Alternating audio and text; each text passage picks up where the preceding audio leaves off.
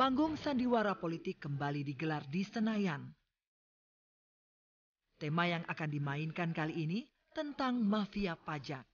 Jurus pamungkas yang melekat pada DPR yaitu hak angket oleh sejumlah kalangan disinyalir akan menjadi skenario yang akan dimainkan para politisi Senayan. Namun celakanya, satu demi satu para politisi yang menjadi pengusul hak angket mundur. Setelah munculnya inisiatif hak angket, belasan politisi digelandang ke ruang tahanan oleh Komisi Pemberantasan Korupsi. Skandal pajak yang melibatkan mantan pegawai Direktorat Jenderal Pajak Gayus Halomuan Pandapotan Tambunan tampaknya masih panjang. Akhir Januari silam, tak kurang dari 30 orang anggota DPR mengajukan usul inisiatif hak angket. Namun hanya selang sehari, 7 orang anggota fraksi Partai Demokrat mundur sebagai bagian inisiator hak angket. Padahal awalnya, politisi dari fraksi Partai Demokrat lah yang getol untuk mengajukan inisiatif hak angket. Tak heran jika muncul kecurigaan jika usulan pembentukan pansus hak angket mafia pajak ini hanya menjadi alat tawar-menawar politik, sebagaimana pansus angket Senturi. Koalisi itu kan tidak didasarkan pada platform politik kebangsaan dengan ideologi yang jelas. Hanya kumpulan dari kelompok-kelompok kepentingan yang sebenarnya dalam istilah politik itu saling mengintai gitu. Jadi politik transaksional atau politik dagang sapi gitu loh. Karena sama-sama pengen berkuasa, cuma sebenarnya juga tidak bisa kita katakan ini yang solid karena saling mengintai tadi. Kalau ada kesempatan menghajar teman di dalam satu koalisi itu bisa terjadi gitu, dan sekarang terjadi, kita lihat gitu, koalisi itu rapuh sebenarnya karena saling mengintai. Nah, periode kedua ini kelihatan karena banyak kasus-kasus yang terkuak yang sebenarnya punya implikasi beberapa kelompok-kelompok dalam itu terkena dalam taraf yang variasinya. Bambang Susatyo, salah satu inisiator dari Partai Golkar, menuding mundurnya 7 orang anggota Demokrat karena mereka khawatir skandal yang ingin dikuak melalui hak angket kali ini mengancam eksistensi pemerintah maupun Partai Demokrat. Yang paling kencang mendorong pansus hak angket mafia pajak ini adalah justru Partai Demokrat. Kemudian menjadi aneh kalau kemudian saya mendengar barusan banyak anggota yang Partai Demokrat ini menarik diri. Padahal yang menyusun proposalnya itu adalah Partai Demokrat, yaitu Pak Susipto. Dalam hal yang saya pelajari, saya baca dalam proposal usulan hak angket itu adalah ingin mengungkap mafia perpajakan dan menangkap mafia besarnya. Kemudian memperbaiki sistem perpajakan agar penerimaan negara meningkat. Kemudian mengusulkan ujungnya nanti adalah merubah Undang-Undang Pajak nomor 36 2008. Kemudian mengusulkan dipisahkannya Direktorat Jenderal Pajak ini menjadi badan di luar Departemen Keuangan. Artinya namanya Badan Penerimaan Negara seperti yang ada di Amerika. Sehingga antara yang menerima dengan mengeluarkan tidak dalam satu badan. Itu tujuannya. Nah, yang menarik adalah ketika kita bicara semangat untuk membongkar mafia dan menemukan mafia besarnya. Kalau tiba-tiba Demokrat menarik diri, yang menjadi pertanyaan adalah mengapa, kan itu. Sementara kami di Golkar dan yang lain tetap mendorong ini sampai pansus. Apakah Demokrat tiba-tiba lalu menyadari bahwa mafia yang mereka gembor-gemborkan itu ternyata baru disadari ada di dekat mereka. Sesungguhnya, jika usulan pembentukan hak angket ini berjalan serius, bisa menjadi perkara gawat. Hak angket merupakan hak dewan untuk menyelidiki sebuah persoalan atau kasus. Tinggal satu tahap lagi untuk terjadinya impeachment jika hasil kesimpulan pansus angket sukses menjadi hak, menyatakan pendapat, dan menyimpulkan terjadinya pelanggaran konstitusional. Dari sekian hak DPR yang awal, angket merupakan hak pamungkas. Dan itu bisa berlanjut ke hak menyatakan pendapat. Dan kalau hal ehwal kegentingan memaksa, bisa berlanjut lagi yang lebih tinggi, ialah impeachment. Keputusan Mahkamah Konstitusi yang mengembalikan ketentuan untuk mengajukan hak menyatakan pendapat sebagaimana diatur dalam konstitusi, yaitu minimal didukung oleh 2/3 anggota dewan, boleh jadi kian membuat semangat para politisi. Sebelum keputusan MK untuk mengajukan hak menyatakan pendapat seperti tercantum dalam pasal 184 ayat 4 Undang-Undang Nomor 27 Tahun 2009 tentang hak menyatakan pendapat DPR harus didukung oleh 3/4 anggota dewan.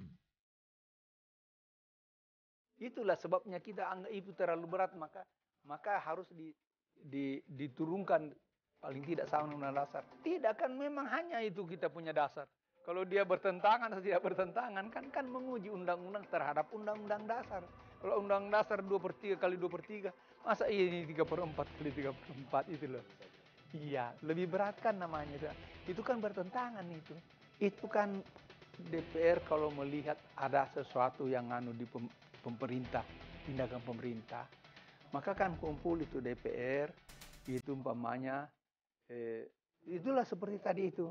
Nah, sekarang ini kan sesudah dibatalkan itu pasal 184 ayat 4 itu, ditentukan di situ bahwa mayoritas tidak mutlak saja. Artinya kalau dua pendapat antara dia menyatakan pendapat tidak menyatakan pendapat, kalau 50 plus 1 saja itu sudah 50% plus ya. Lebih dari 50% sudah boleh. Ini kalau 3/4 kan berarti 75% itu. Kalau itu, jadi sekarang itu tidak lagi semacam mayoritas mutlak ya, mayoritas sederhana saja. Senin 31 Januari lalu, Mahkamah Konstitusi akhirnya membatalkan Undang-Undang Nomor 6 Tahun 1954 tentang hak angket Dewan Perwakilan Rakyat. Entah mengapa pula, keputusan MK ini bebarengan dengan pengajuan hak angket. Celakanya, sejumlah kalangan tak yakin atas keseriusan para politisi Senayan. Terbentuknya sekretariat gabungan sebagai solusi kompromi atas hasil kerja Pansus Senturi menjadi contoh paling mutakhir. Dan kasus angket Bank Senturi aja yang begitu serius ya, dan kemudian sudah masuk ke sidang paripurna, sudah diputuskan oleh sidang paripurna, itu kemudian kelanjutannya aja kita nggak mendengar ya. Atau kalau meminjam istilah iklan sebuah mobil ya, suaranya nyaris tak terdengar gitu kan.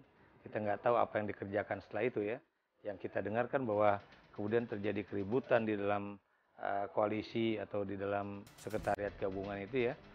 Ya Anda tahu aja, saya sepertinya udah mulai agak mencium bahwa ada ketidakberesan dalam usulan angket ini ya. Pertama, Anda tahu ya, ada 5 atau 8 orang dari Partai Demokrat yang menjadi deklarator untuk angket itu ya, kalau nggak salah 5 orang ya. Kemudian juga kenapa 8 orang ya, dan kemudian kita tahu diusulkan kepada siapa, wakil ketua DPR dari fraksi Partai Golkar kan, yang kita tahu ketua umumnya ya itu kan selalu disebut-sebut atau sering disebut-sebut yang terkait juga dengan kasus Gayus ya. Tak heran jika usulan angket mafia pajak ini segera layu sebelum berkembang. Fraksi Partai Kebangkitan Bangsa yang selama ini memang nyaris tak pernah bersikap kritis terhadap pemerintahan Presiden Yudhoyono juga langsung mengikuti langkah Demokrat, tak mendukung pembentukan pansus hak angket. Maklum, PKB memang anggota koalisi pendukung pemerintah yang selalu bersikap manis terhadap pemerintah. Hingga kini, daftar politisi yang berasal dari koalisi yang masih mendukung angket berasal dari Partai Golkar, PKS, PAN, dan P3. Meski telah mendapat perintah dari Dewan Pimpinan Pusat, Sucipto menjadi satu-satunya anggota Dewan asal Demokrat yang tetap mendukung hak angket. Kabar untuk dilakukannya pergantian antar waktu terhadap Sucipto pun langsung santar terdengar. Namun, Sucipto mengaku keberadaannya sebagai pendukung angket kali ini untuk membendung jika nanti isu mafia pajak ini merembet pada gerakan yang mengarah pada impeachment. Jadi tentu pendidikan ini tidak bermuara seperti Senturi, jauh dari itu. Dan saya terus terang saya marah sama kawan-kawan inisiator kalau andai kata ini terjadi betul-betul nanti ada pansus untuk melebar kemana-mana gitu, karena komitmen semula tidak begitu. Fraksi jelas menghormati hak konstitusional setiap anggota dewan. Tetapi karena setiap anggota dewan itu terhimpun dalam fraksi-fraksi, maka ya, tentu apa yang dilakukan oleh anggota dewan harus dikonsultasikan dengan fraksinya. Oleh sebab itu, inisiatif yang dilakukan oleh teman-teman itu adalah inisiatif individual anggota, gitu. Bahwa kemudian mereka mencabut lagi itu adalah dinamika dalam berdemokrasi. Itu aja. Ya, tidak ada masalah, itu biasa tuh. Dia mungkin kan orang mengusulkan, ya kan, mencabut lagi, menyampaikan, mengklarifikasi, ya kan. Waktu saya juga kan saya klarifikasi, walaupun ada yang bilang meralat, padahal saya nggak pernah meralat, ya kan. Belum tahu. Nanti kita rapat kamu ke atas. Meski saja sejumlah inisiator mengaku jika pengakuan hak angket mafia pajak tak akan melebar sebagaimana saat hak angket kasus Senturi berlangsung, boleh jadi muncul kekhawatiran dari pihak-pihak yang tengah berkuasa.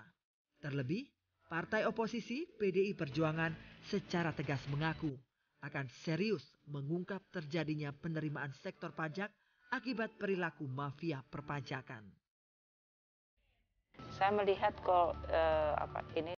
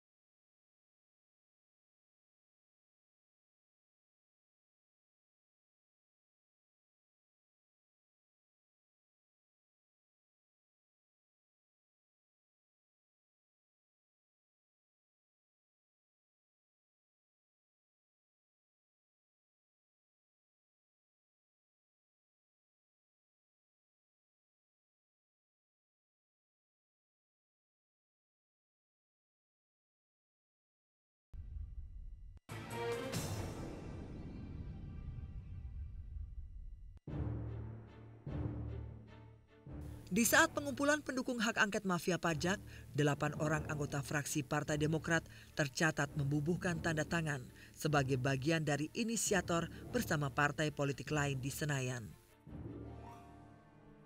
Para politisi Demokrat mestinya juga telah mafhum jika pembentukan pansus hak angket bisa menjadi bola liar.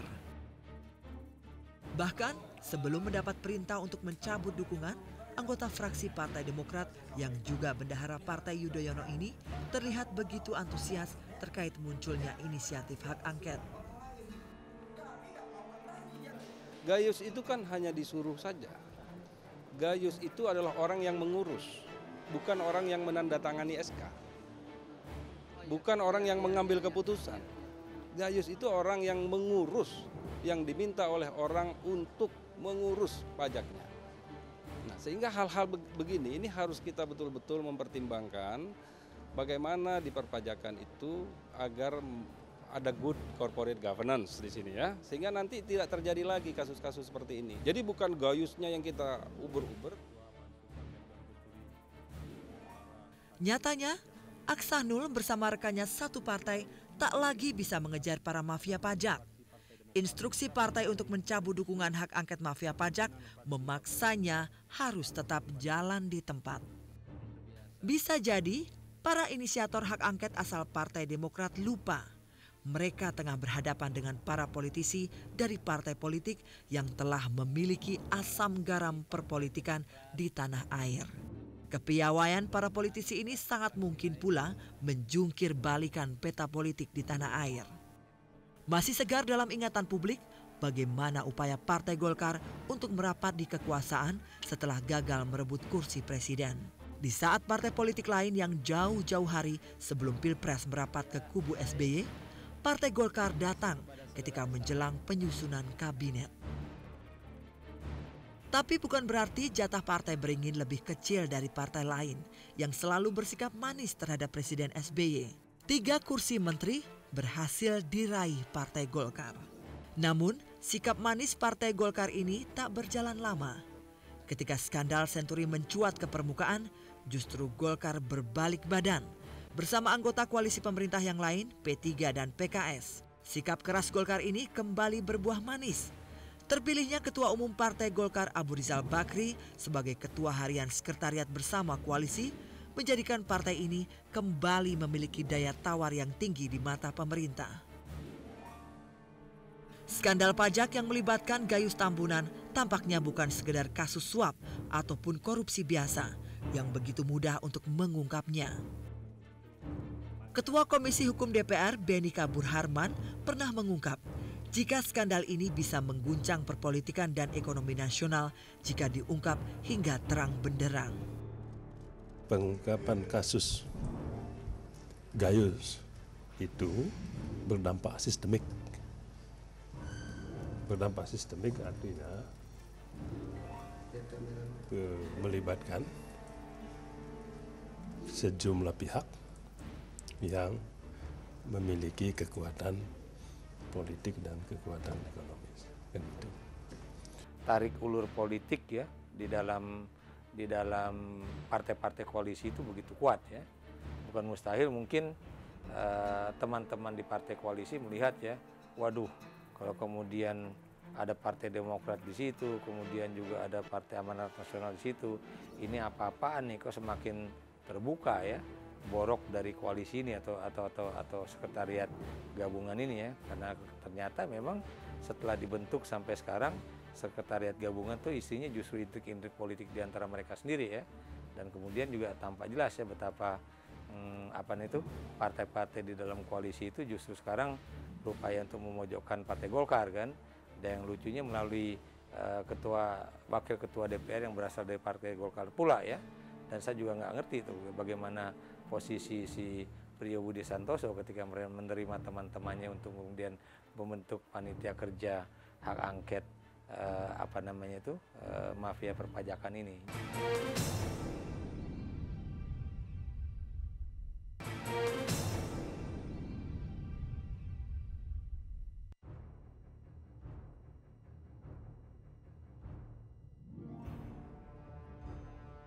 Sungguh ironis, Jika pengelolaan negara selalu diwarnai budaya transaksional, jika sikap garang para politisi yang seolah sedang menjalankan tugas konstitusionalnya hanya sekedar meningkatkan daya tawar, tak akan pernah ada persoalan apalagi skandal yang bisa terselesaikan di negeri ini.